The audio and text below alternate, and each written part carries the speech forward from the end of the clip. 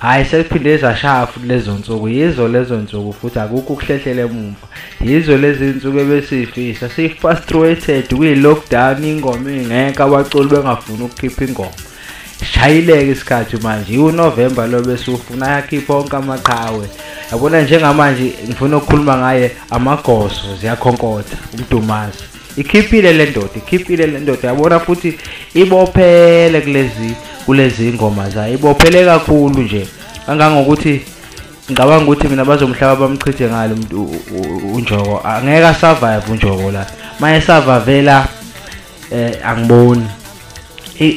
uMdumazi ke lapha amagoso uyayilidela futhi ingoma uyikompozelile.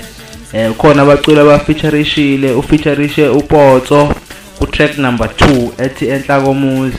Yakwabani lento behle engakusho ukuthi ayakedlule, kodwa waphinde wafeaturisha imfezi emnyama ku track number 4 ethi ungathemba umuntu.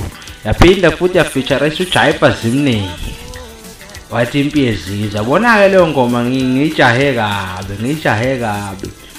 Aphinde futhi athe Botswana featuring Cassius Spears. Yabona ke lapha ukukhalipha ke lokho kwenziwa uMdumazi, ukukhalipha kakhulu.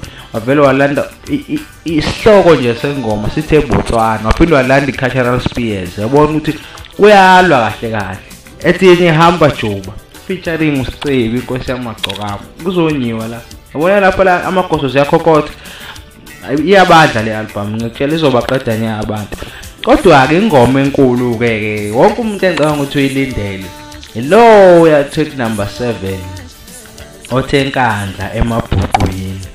Ngoba phela ngiyacabanga ukuthi emabhuqweni lapha okuphuma khona ihobosha uNjoko. Mina ngiyeke ngayiphasisi ke indaba yokucofa kwabaculi, kodwa ke hayi ingoma mayimnandi ayibe mnandi bafowethu. Hayi ke kulungile ke siyadlula ke kumagoso ziyakhonkotha. The next video ngizobe sikhuluma ngendaba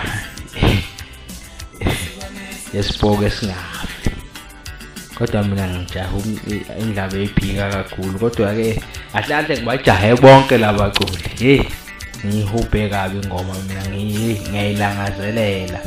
Wena kumele ngokwenzele khona ukuthi nje kuthi ngicela udlule ngo-subscribe, udlule ngo-like, udlule ngo-share, udlule nge-comment. Usho ukuthi unofisa sikhuluma ngayini futhi ofisa si-add noma ofisa singayisho sikhuluma.